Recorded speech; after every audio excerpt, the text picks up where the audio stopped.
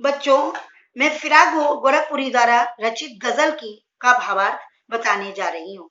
नौ रस गुंचे पंखड़ियों की नाजुक गिरह खोले हैं, या उड़ जाने को रंगोबो गुलशन में पर तोले हैं। प्रस्तुत शेर गजल से उद्धृत है। इसके रचयिता फिराक गोरखपुरी जी हैं। कवि कहते हैं कि बसंत ऋतु में नए रस से भरी कलियों की कोमल पंखड़ियों की गांठें खुल गई हैं, अर्थात वो धीरे धीरे फूल की तरह विकसित हो रही हैं। उन्हें देखकर ऐसा लगता है मानो रंग और सुगंध दोनों आकाश में उड़ जाने के लिए फड़फड़ा रहे हैं। कहने का तात्पर्य है कि बाग हो या उपवन में खिली हुई कलियां सुगंध फैला रही हैं तथा लोगों का ध्यान अपनी ओर आकर्षित कर रही हैं। तारे आंखें झपका रहे हैं, जर्रा जर्रा सोए हैं, तुम भी सुनो हो यारो, शब पे सन्नाटे कुछ बोले हैं।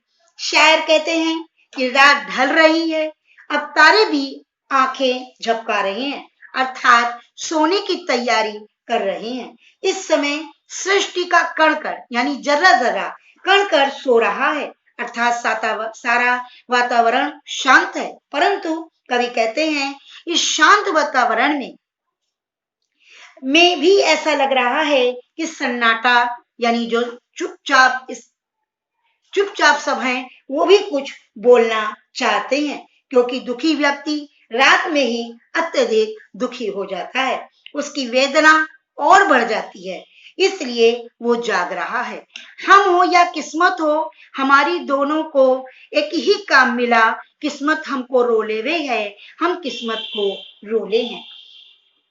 शायर ने मनुष्य के दोषारोपण करने की प्रवृत्ति के विषय में बताया है।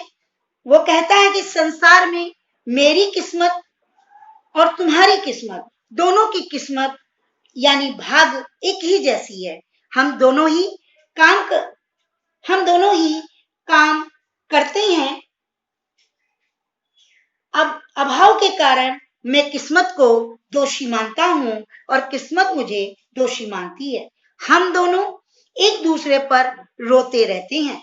कवि कहता है कि शायद वो मेरी हीन कर्म निष्ठा को देखकर झल्लाती है, क्योंकि दृढ़ इच्छा शक्ति वाला व्यक्ति कभी निराश नहीं होता।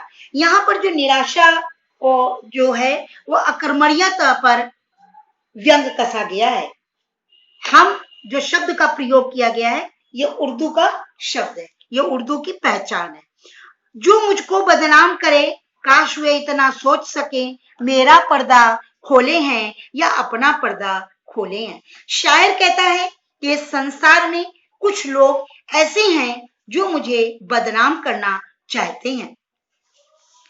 तो ऐसा बदनाम करने वाला या निंदक के लिए कवि कहना चाहता है कि वे केवल ये जान लें कि इस संसार में वो मेरी बुराई कर रहा है, तो उसकी स्वयं की कमियां भी उजागर हो रही हैं, जग जाहिर हो रही हैं, अर्थात उनकी मानसिकता भी समाज के समक्ष आ जाएगी, क्योंकि दूसरों का पर्दा खोलने के बजाय उसका पर्दा स्वयं उठ जाता है। ये कीमत भी अदा करें हम बदरुस्ती ये होशो हवास, तेरा सौदा करने वाले दीवाना भी खोले हैं। कवि कहते हैं कि हम बदरुस्ती ये होशो हवास अर्थात पूरे विवेक से, होशो हवास पूरे विवेक से या पूरे होश में रहकर मैं तुम्हारे प्रेम के लिए पूरी कीमत अदा करेंगे। हम तुम्हारे प्रेम का सौदा करने वाले नहीं हैं। इसके लिए यदि कोई मुझे दीवाना या पागल कहे तो मैं उसे भी समाज के आगे स्वीकार कर लेना चाहता हूँ। कीमत अदा करना यानी मुहावरा है, यहाँ पर समर्पण का भाव है। बच्चों ये पूरा जो है इसमें उर्दू के शब्द हैं, यहाँ जैसे हम का प्रयोग किया गया है, गुंचे यानी यह सब पर जो है उर्दू शब्दों का प्रयोग किया गया है। इसके आगे का गजल मैं दूसरे पार्ट में भावार्थ बताऊंगी।